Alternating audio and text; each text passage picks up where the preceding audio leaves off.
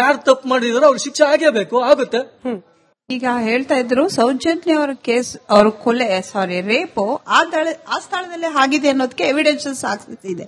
ಆದ್ರೆ ಇವ್ರು ಹೇಳ್ತಿರೋದು ಅವ್ರನ್ನ ಕಿಡ್ನಾಪ್ ಮಾಡಿ ಬೇರೆ ಕಡೆ ಲಾಡ್ಜ್ ಅಲ್ಲಿ ಕರ್ಕೊಂಡೋಗಿ ರೇಪ್ ಮಾಡಿ ತಗೊಂಡೋಗಿ ಬಿಸಾಕಿದ್ದಾರೆ ಅಂತ ಆ ಎವಿಡೆನ್ಸ್ ಪ್ರೂಫ್ ಇದೆ, ಅಲ್ಲೇ ಆಗಿರುತ್ತೆ, ಸಾಕ್ಷ್ಯಾಧಾರಗಳು ಸಿಕ್ಕಿದೆ. ಆದ್ರೆ ಹೇಗೆ ಇವರು ಪ್ರೂವ್ ಮಾಡ್ತಾರೆ? ಯಾಕಂದ್ರೆ ಇದು ಸಾಕ್ಷಿ ಇಲ್ಲೇ ಸಿಕ್ಕಿದೆ, ಅಂದ್ರೆ ಇರೋ ಸಾಕ್ಷ್ಯದಲ್ಲೇ ಹೇಳ್ತಿರೋದು. ಅಷ್ಟೆಲ್ಲ ಆದ್ರೂ ಕೂಡ ಈ ಎವಿಡೆನ್ಸಸ್ ಇದೆ ಅಂತ ಹೇಗೆ ಹೇಳ್ತೀರಾ? ಯಾಕಂದ್ರೆ ಅಲ್ಲಿ ನೋಡ್ದವ್ರಿಲ್ಲ, ಕರ್ಕೊಂಡೋಗಿ ಕಿಡ್ನಾಪ್ ಮಾಡಿದವ್ರಿಲ್ಲ, ಹೇಗೆ ಪ್ರೂಫ್ ಕೊಡ್ತೀರಾ? ಯಾರಾದ್ರೂ ಆನ್ಸರ್ ಕೊಡ್ಲಿ, ಪ್ರಾಬ್ಲಮ್ ಇಲ್ಲ. ಆಂಟಮಾಲಜಿ ರಿಪೋರ್ಟ್ ಅಲ್ಲಿ ಬಹಳ ಸ್ಪಷ್ಟವಾಗಿ ಅಲ್ಲೇ ರೇಪ್ ಆಗಿರೋದು ಅನ್ನೋದನ್ನ ಮೆನ್ಷನ್ ಮಾಡ್ತಾರೆ ಡಾಕ್ಟರ್ ಮೆಡಿಕಲ್ ರಿಪೋರ್ಟ್. ಇದೊಂದು ಸಾಕ್ಷಿ ಅಂತ ಕನ್ಸಿಡರ್ ಮಾಡಕ್ಕಾಗತ್ತ ಅಂತ ಕೇಳಬಹುದು. ಎಂಟಮಾಲಜಿ ಅಂತ ಹೇಳಿದ್ರೆ ಆ ದೇಹದ ಮೇಲೆ ಜಡ್ಜ್ಮೆಂಟ್ ಅಲ್ಲಿ ಇದೆ, ಆ ಜಾಗದಲ್ಲಿ ರೇಪ್ ಆಗಿಲ್ಲ ಜಡ್ಜ್ಮೆಂಟ್ ಅಲ್ಲಿ ಇದೆ. ನಾನು ಪುನಃ ಕತೆ ಹೇಳಕ್ ಆಗಲ್ಲ. ಜಡ್ಜ್ಮೆಂಟ್ ಅಲ್ಲಿ ಇದೆ ಅಂತ ಹೇಳಿದ್ರೆ ಜಡ್ಜ್ಮೆಂಟ್ ಅಲ್ಲಿ ಯಾವ ರೀತಿ ಬರಬೇಕಾದ್ರೆ ಯಾವ ಸಾಕ್ಷಿಯನ್ನು ಯಾರಿಗೆ ಕೊಡಬೇಕು ಅಂತ ಹೇಳಿದ್ದೀನಿ. ಇನ್ಪುಟ್ ಒಂದೇ ಕ್ಲಾಸ್ ಮಗುಗೂ ಅರ್ಥ ಆಗಿರುತ್ತೆ. ಆಂಟಮಾಲಜಿ ರಿಪೋರ್ಟ್ ಏನು mud particles struggle mark entomology report ಕೀಟ ಯಾವ ಗಂಟೆಗೆ ಎಷ್ಟು ಗಂಟೆಯ ಅಂದಾಜಿಗೆ ಆ ದೇಹದ ಮೇಲೆ ಮೊಟ್ಟೆ ಇಟ್ಟಿದೆ ಅನ್ನೋದನ್ನ ಆ ಎಗ್ ಟೆಸ್ಟ್ ಮಾಡಿದ್ದಾರೆ. ಆಮೇಲೆ ಆ ಮಡ್ ಪಾರ್ಟಿಕಲ್ ಅಂತ ತೆಗೆದು ಅದೇ ಜಾಗದ ಮಣ್ಣು ಅನ್ನೋದನ್ನ ದಾಖಲೆ ಸಮೇತ ನಿರೂಪಿಸಿದ್ದಾರೆ, ಪ್ರೂವ್ ಆಗಿದೆ. ಸ್ಟ್ರಗಲ್ ಮಾರ್ಕ್ ಇನ್ ಸಾಕ್ಷಿ ಇಲ್ಲ ಅಂತ ಹೇಳಿದ್ರೆ ಯಾರಿಗೆ ಹೇಳಿ ನಾರಾಯಣ, ನನ್ಗೆ ಗೊತ್ತಿಲ್ಲ. ಆಯ್ತು ಹರೀಶ್ ಅವರ page number 8 of the judgment copy ಇಲ್ಲಿ ಹೇಳಲಾಗಿದೆ, it was further opinion that the crime was committed at the place where dead body was found lying. ಇದಕ್ಕೆ ಕಾರಣ ಏನು ಅಂತಂದ್ರೆ 9 ರಿಂದ 10 egg was laid on the dead body which did not hatch.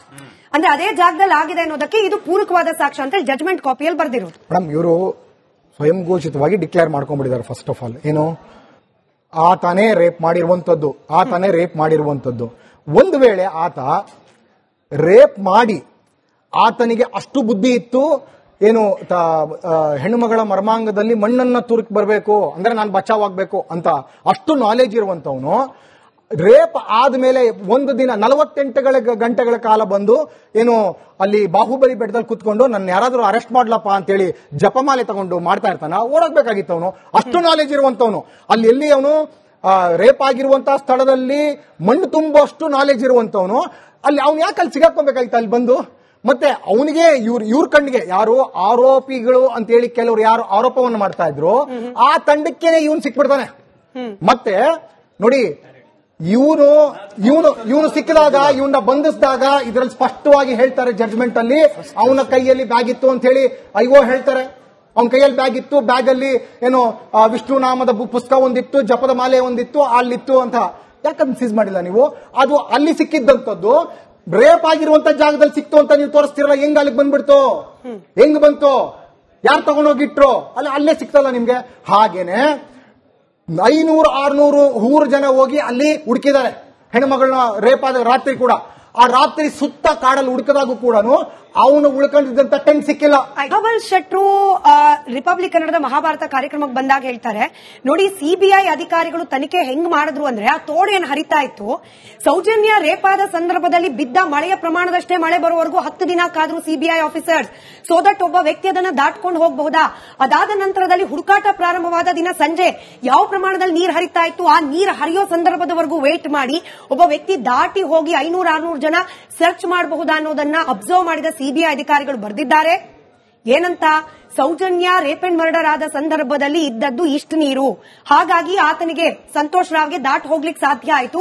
ಆದ್ರೆ ಹುಡುಕಾಟ ನಡೆಸುವ ಸಂದರ್ಭದಲ್ಲಿ ಅಧಿಕ ಪ್ರಮಾಣದಲ್ಲಿ ನೀರು ಹರಿತಾ ಇರೋದ್ರಿಂದ ಜನ ಕಾಡಿನ ಭಾಗಕ್ಕೆ ಹೋಗ್ಲೇ ಇಲ್ಲ.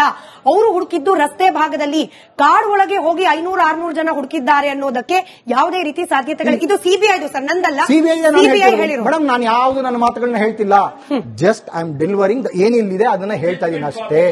ಜಡ್ಜ್ಮೆಂಟ್ ಕಾಪಿ ಜಡ್ಜ್ಗಳು ಬರ್ದಿಲ್ಲ, ಯಾರೋ ರಸ್ತೆಯಲ್ಲಿ ಹೋಗೋ ಹಲಾಲ್ ಟೋಪಿಗಳು ಅಥವಾ ಯಾರೋ ಹೇಳಿದಲ್ಲ ನಾನು ಸಿಬಿಐ ಆಫೀಸರ್ ಕೊಟ್ಟರೆ ವರದಿ ಆಧಾರದ ಮೇಲೆ ಜಡ್ಜ್ಮೆಂಟ್ ಬರ್ದಿರುವಂತದ್ದು. ಜಡ್ಜ್ ಏನ್ ಬ್ಲೈಂಡ್ ಆಗಿ ಜಡ್ಜ್ಮೆಂಟ್ ಬರಲಿಕ್ಕೆ ಸಾಧ್ಯ ಇಲ್ಲ ಮೇಡಮ್. ಸಿಬಿಐ ಅಧಿಕಾರಿಗಳು ಕೊಟ್ಟಂತ ವರದಿ ಅಲ್ಲಿ ಸ್ಪಷ್ಟವಾಗಿ ಹೇಳ್ತಾರೆ 500-600 ಜನ ಹೋಗಿ ಅಲ್ಲಿ ಸುತ್ತಮುತ್ತ ಹುಡುಕಿದ್ರು. ಮಹಾಜರ್ ಮಾಡಿದಾಗ ಮಾತ್ರ ಹೇಗೆ ಸಿಕ್ಬಿಡ್ತಾರೆ? ಸರಿ, ಅದಕ್ಕೆ ಉತ್ತರ ಕೊಡ್ಲಿ ಮೇಡಮ್. ಈಗ ಇಲ್ಲಿ ಕ್ಲಿಯರ್ ಆಗಿ ಬರೀತಾರೆ, ಅವನಿಗೆ ಇಂಟರ್ ಕೋರ್ಸ್ ಮಾಡಕ್ಕೆ ಫಿಮೋಸಿಸ್ ಇರೋ ಕಾರಣಕ್ಕೆ ಆಗ್ತಾ ಇರಲಿಲ್ಲ. ಅವನು ಫ್ರಸ್ಟ್ರೇಷನ್ ಇಂದ ಆ ರೀತಿಯ ಒಂದು ದುರ್ವರ್ತನೆಯನ್ನು ತೋರಿಸಿದ್ದಾನೆ ಅನ್ನೋ ರೀತಿಯಲ್ಲಿ ಬರೀತಾರೆ. ಮೊನ್ನೆ ಎರಚಿರುವಂತದ್ದು. ಆ ಕಾರಣಕ್ಕೆ ಮಾಬಲೇಶ್ ಡಾಕ್ಟರು ಬಾಡಿ ಎಕ್ಸಾಮಿನ್ ಮಾಡಿದ್ ಯಾರು ಅಂತ ಇವ್ರು ಯಾರಾದ್ರೂ ಗೊತ್ತಾ ಕೇಳಿ. ಅದ ಮಾಡಿದ್ದಲ್ಲ, ರಶ್ಮಿ ಮಾಡಕ್ ಆಗೋದಿಲ್ಲ. KS ಹೆಗ್ಡೆ ಮೆಡಿಕಲ್ ಎವಿಡೆನ್ಸ್ ಮಾಡುವಾಗ ಗೊತ್ತಾಗಿರೋದು ಅವನ ದೇಹದಲ್ಲಿ ಇಷ್ಟು ಗಾಯಗಳಿವೆ ಅಂತೇಳಿ. ಯಾವ್ಯಾವ ಗಾಯ ಯಾವ್ಯಾವ ಸಂದರ್ಭದ್ದು ಅನ್ನೋದು ಹೇಳಿ ಏನು ಏಜ್ ಆಫ್ ಇಂಜುರೀಸ್ ಅನ್ನು ಕೊಟ್ಟಿದ್ದಾರೆ ರಿಪೋರ್ಟ್ ಬಹಳ ಸ್ಪಷ್ಟವಾಗಿ. ನಿಮ್ಗೆ ಇವತ್ತು ಹೇಳ್ತೀನಿ, ಇವತ್ತು 40 ಅಡಿ ಬುಷಸ್ ಇದೆ ಅಲ್ಲಿ ಹಿಂದೆ. ಇವತ್ತು ರೇವಣ್ಣ ಅವರು ಸಚಿವರಾದಾಗ ಅಲ್ಲಿ ಒಂದು ರೋಡ್ ಅನ್ನ ವೈಂಡಿಂಗ್ ಮಾಡ್ತಾರೆ, ಅಕ್ಕಪಕ್ಕದಲ್ಲಿರುವಂತಹ ಕಟ್ಟಡಗಳನ್ನೆಲ್ಲ ಡೆಮೊಲಿಷ್ ಮಾಡಿಸಿ ರೋಡ್ ಅನ್ನ ಅಗಲ ಮಾಡಿದಾಗ ಆ ತೋಡಿಗೆ ಅದು ಮತ್ತೆ 25 ಫೀಟ್ ಹತ್ರಕ್ಕೆ ಬರುತ್ತೆ. ಮೊದಲು ಹೆಚ್ಚು ಕಮ್ಮಿ 100-120 ಅಡಿ ದೂರದಲ್ಲಿರುವಂತದ್ದು. ಕೂಗಿದ್ರೆ ಕೇಳುವಂತದ್ದು ಅಂತೇಳಿ ಇವತ್ತಿನ ರೋಡ್ ಅಲ್ಲಿ ನಿಂತ್ಕೊಂಡು ಅವ್ರು ಹೇಳ್ತಾ ಇದ್ದಾರೆ. ಅವತ್ತಿನ ರೋಡಿನ 12-16 ಅಡಿ ಅಗಲ ಇದ್ದಂತ ರಸ್ತೆ ಅದು. ಇಲ್ಲಿ 500 ಜನ ಹುಡುಕೋದು. ಹುಡುಗಿನ ಯಾರಾದ್ರೂ ಕಾಡಿಗೆ ತಗೊಂಡೋಗಿ ಅತ್ಯಾಚಾರ ಮಾಡಿದ್ರೆ ಅನ್ನೋ ಸಣ್ಣ ಕಲ್ಪನೆನೂ ಇಲ್ಲ. ಹುಡುಗಿ ಬೆಳಿಗ್ಗೆ ಊಟ ಮಾಡದೆ ಹೋಗಿದ್ದಾಳೆ. ರಸ್ತೆಯಲ್ಲಿ ನಿಂತರೆ ಜಾಗ ಕಾಣುತ್ತೆ, ಇವಾಗ ಕಾಣುತ್ತೆ ಸರ್, ಅವಾಗ ಕಾಣ್ತಿರ್ಲಿಲ್ಲ ಅನ್ನೋದು ಅವ್ರು ವಾದ ಪೂರ್ತಿ ಕೇಳಿಸ್ಕೊಂಡ್ಬಿಟ್ಟು ಕೇಳೋಣ. ಹುಡುಗಿ ಬೆಳಿಗ್ಗೆ ಮನೆಯಲ್ಲಿ ಹೊಸ ಅಕ್ಕಿ ಊಟದ ಕಾರಣಕ್ಕೆ ಊಟ ಮಾಡದೆ ಹೋಗಿದ್ದಾಳೆ. ಅಲ್ಲಿ ಬೆಂಗಳೂರಿನಲ್ಲಿ ಅಲ್ಲಿ ಕಾಲೇಜ್ನಲ್ಲಿ ಜಾಹ್ನವಿ ಊಟ ಕೊಟ್ಟರು ತಗೊಂಡಿಲ್ಲ. ಬರುವಾಗ ತಲೆ ಸುತ್ತಿ ಏನಾದ್ರೂ ಬಿದ್ದ ಆ ಬುಷಸ್ ಇತ್ತದು. ಇವತ್ತು ಹೋಗಿ ಯಾರು ಹೋಗಿ ನಿಂತ್ಕೊಂಡು ನೋಡಿದ್ರು ಅದು ಅರ್ಥನೇ ಆಗಲ್ಲ ಆ ಜಾಗ. ಅವತ್ತು ನಮ್ ಕಡೆ ಹಳ್ಳು ಅಂತ ಹೇಳ್ತೀವಿ, ಅವೆಲ್ಲ ಬೆಳ್ಕೊಂಡಿತ್ತು. ಆ ರೀತಿ ಆ ಭಾಗವನ್ನ ಹುಡುಕಿದ್ದಾರೆ ಹೊರತು ಆಮೇಲೆ ಲವ್ ಪ್ರಕರಣದಲ್ಲಿ ಏನಾದ್ರೂ ಹುಡುಗಿನ ಯಾರಾದ್ರೂ ಎತ್ತಾಕೊಂಡು ಓಡೋದ್ರ ಆ ಟೈಮಲ್ಲಿ ಸೌತ್ ಕನ್ನಡದಲ್ಲಿ ಲವ್ ಜಿಯಾದ್ ದೊಡ್ಡ ಶಬ್ದ ಮಾಡಿದ್ದು ಅಷ್ಟೇ ಹೊರತು ಹುಡುಗಿ ಈ ತೋಡನ್ನ ದಾಟ್ಕೊಂಡು ಆ ಕಡೆಯಲ್ಲಿ ಹೋಗಿ ಅವಳನ್ನ ಯಾರಾದ್ರೂ ಅತ್ಯಾಚಾರ ಮಾಡಿದಾರೆ ಅನ್ನೋ ಸಣ್ಣ ಕಲ್ಪನೆ ಕೂಡ ಇಲ್ಲ. ಹುಡುಕಿದ್ದು 18-20 ಜನ ಅನ್ನೋದು ಎಲ್ಲ ಕಡೆ ಮೆನ್ಷನ್ ಆಗಿದೆ. 500 ಜನ ಅನ್ನೋದು ಇವನು ಮೊಹಮ್ಮದ್ ರಿಪೋರ್ಟ್ ಮಾಡ್ತಾರೆ. ಅದು 500-600 ಸಿಕ್ಕ ನಂತರ ದೊಡ್ಡ ಬಾಡಿ 20 ಜನ. ನನ್ನ ಪ್ರಶ್ನೆ ಏನಂದ್ರೆ, ಈ ಹೋರಾಟಗಾರರಿಗೆ ಇವರು ಭಾರತ ದೇಶದ ಸಿಬಿಐ ರಿಪೋರ್ಟ್ ಒಪ್ಪಕ್ ರೆಡಿ ಇಲ್ಲ, ಕರ್ನಾಟಕ ಸರ್ಕಾರ ಮಾಡಿದ ತನಿಖೆ ಒಪ್ಪಲಿಕ್ಕೆ ಇನ್ನೇನು ಇಂಗ್ಲೆಂಡ್ ಇಂದ ಸ್ಕಾಟ್ಲೆಂಡ್ ಇಂದ ತನಿಖೆ ತಂಡ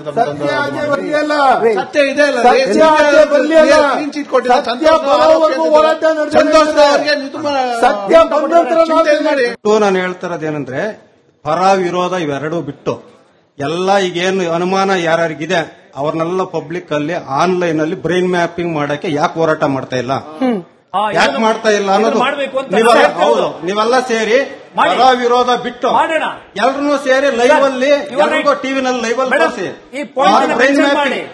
ಬ್ರೈನ್ ಮ್ಯಾಪಿಂಗ್ ಮಾಡಿ ಆ ಸೌಜನ್ಯ ಅನ್ನೋ ಹೆಣ್ಣು ಮಗುವಿಗೆ ಎಲ್ಲೋ ಒಂದ್ ಕಡೆ ನ್ಯಾಯ ಸಿಗುತ್ತೆ. ಸುಮ್ನೆ ಅದು ಧರ್ಮಸ್ಥಳ ಅನ್ನೋದು ಬೇಡ, ಧರ್ಮಾಧಿಕಾರಿ ಅನ್ನೋದು ಬೇಡ, ಯಾರು ಬೇಡ. ನ್ಯಾಯ ಸಿಗಬೇಕು ಸೌಜನ್ಯಗೆ ಅಂದಾಗ ಎಲ್ಲರನ್ನು ಈಗ ತನಿಖಾಧಿಕಾರಿಯಿಂದ ಹಿಡಿದು ಅವ್ರು ಯಾರು ಪೋಸ್ಟ್ ಮಾರ್ಟಮ್ ಮಾಡಿದ್ರು ವೈದ್ಯರಿಂದ ಹಿಡಿದು ಆಮೇಲೆ ಅವರು ಪಬ್ಲಿಕ್ ಪ್ರಾಸಿಕ್ಯೂಟರ್ ಇಂದ ಹಿಡಿದು ಪ್ರತಿ ಒಬ್ಬರನ್ನು ಲೈವ್ ಅಲ್ಲಿ ಬ್ರೈನ್ ಮ್ಯಾಪಿಂಗ್ ಮಾಡಿದ್ರೆ 100% ಸೌಜನ್ಯ ಅನ್ನೋ ಹೆಣ್ಣು ಮಗುಗೆ ನ್ಯಾಯ ಸಿಗುತ್ತೆ.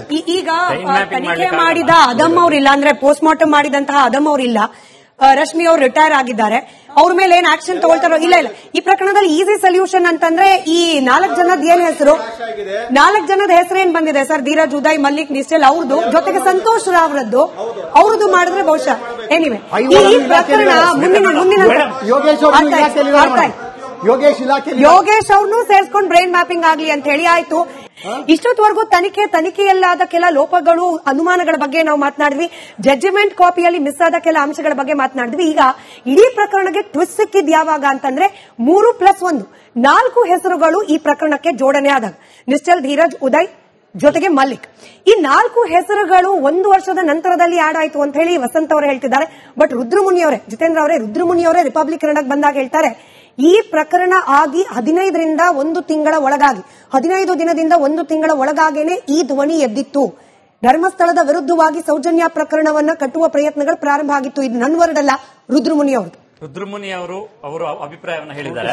ನಾನು ಅದನ್ನ ಲೇಖನವನ್ನು ಬರೆದಿದ್ದೇನೆ. ನಾನು ಅದರ ನೇರ ಅನುಭವ ಹೇಗೆ ಅಂತ ಹೇಳಿದ್ರೆ, ಕನ್ನಡಪ್ರಭದಲ್ಲಿ ನಾನು ವರದಿ ಮಾಡ್ತಾ ಇದ್ದೆ.